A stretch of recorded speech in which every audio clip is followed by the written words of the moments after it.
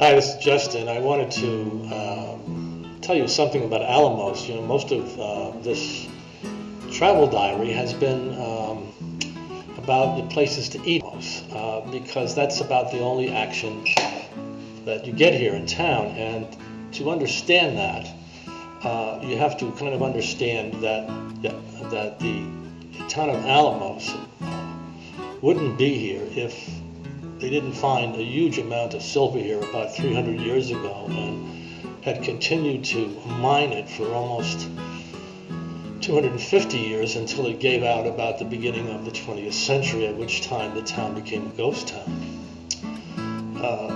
People would never have come here in the first place if it weren't for the silver. It's about 50 kilometers in from the Sea of Cortez.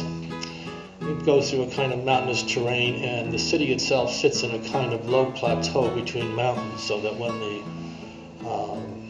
rains come in the summer and the early fall,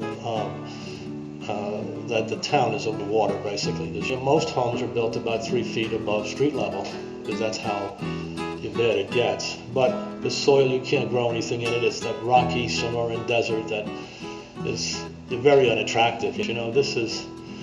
This is probably the most distressing desert that you can see. It's very rocky and sandy and uneven.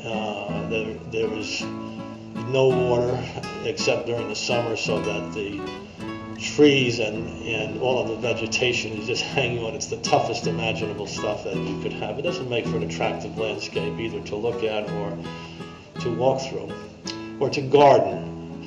And what you had here was a town that was producing huge amounts of silver, and so the Spanish government, which controlled Mexico at the time, eventually brought in architects to turn it into a kind of Oak Ridge, Tennessee. We're going to make this town really function. So they put together some huge haciendas for all of the nobles and the huge strings of warehouses and things like that. So it is a government-designed town, basically, which just some people think is attractive. I find that it's just uniform, like all specified architecture when it's done by one person, especially a government with a particular idea in mind, which is to make it an efficient place for the production of silver, the weighing, the storing, the assaying of it, and also to make some nice, big, beautiful houses for the fat cats who were raking it in from Spain.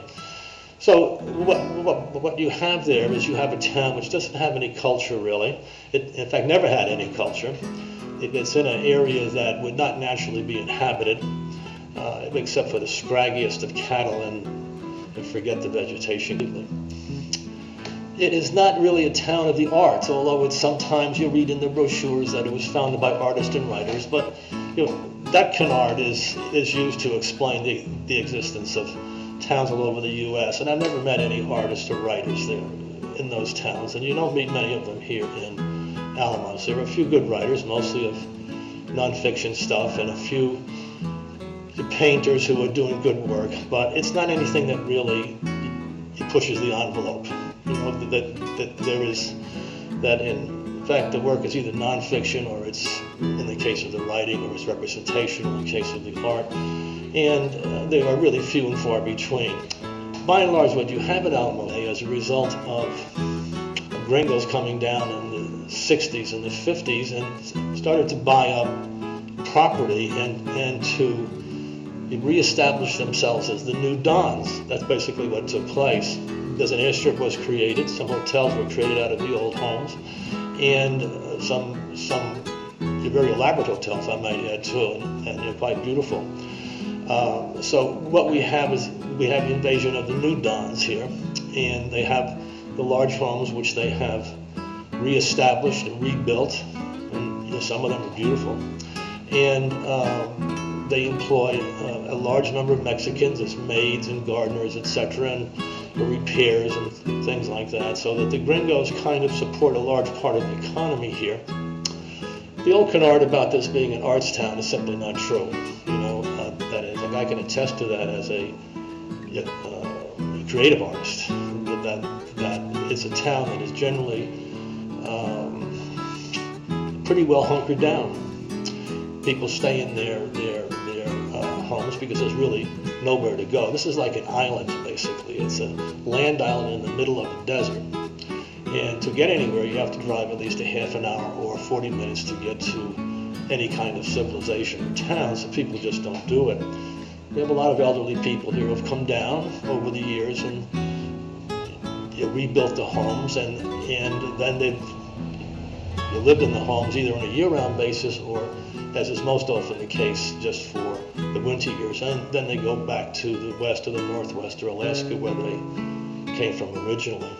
So even though they have an arts festival here in terms of once a year, and the town has declared a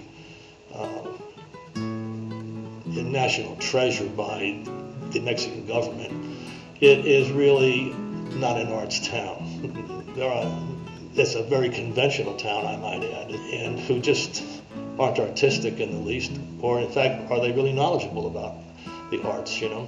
What they're knowledgeable about are the homes that they bought and that they have had rebuilt. So that if you're an artist, if you're a creative artist, then you're really doing something where you're pushing the envelope. This is not really a good town in terms of its environment. There's no commerce amongst the various who inhabit the town. That if you're a gringo and you come down here and you're looking to you mix and mingle with the gringo population, which is the most natural one to mix with, if you're an artist, it's not really a good one to mix with. They don't really understand art, and they for sure don't understand artists. I can speak to that from experience. Now, that's a general rule. There's some exceptions with your people here in town who have a good understanding of the arts, and but the town is basically sits still. You know, there's little vivacity to it. There's little originality. There's very little commerce in terms of the social commerce. You know, it's pretty much let's keep things the way they are. You know, that's as a general rule. Again, there are some exceptions, and there are some people here who have an understanding of the arts, but by and large, it's not a good sea to swim in if you're an artist, especially if you're one who likes to collaborate like I do.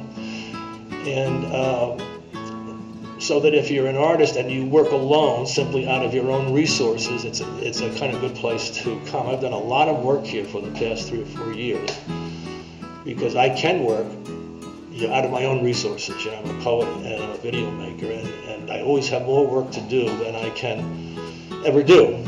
There's just the old saying about art is 5% inspiration and 95% perspiration, whatever that is. It's sure, there's always the things you have to put your art into its final form, and even though I'm an improvisational artist, to get it into a DVD or CD print form, whatever you're doing, it takes time, and it takes a lot of time to do it, and to get it so that it's acceptable to the general public, which is where you're aiming your work outside of to satisfy yourself. So if you have a lot of work to do and you tend to work alone, it's a good town. It's very safe. It's very small. That in terms of the Mexicans will get to know you quite quickly, you know, because if you go to the marketplace and you go and you buy your food, whatever it is, there are only 2 or 3 stores you can buy it with. There's one bank, one gas station here in town, that kind of stuff.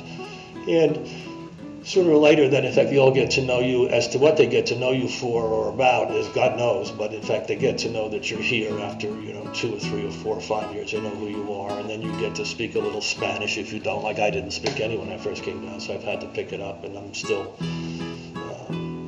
really lacking in that area, but in fact, I get by.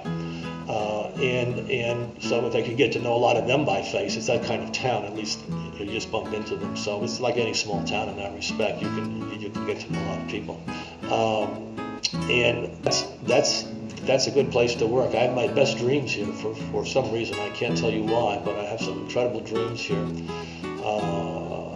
But there are times that you get an island fever here, which I get. There's no You're breaking out of a small town. You have to drive enormous distances to somewhere else. It's not that scenic to drive.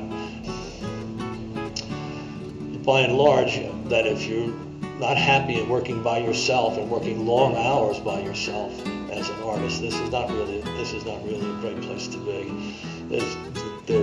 mutual support and the whole atmosphere of the town is, again, pretty close to what it was originally.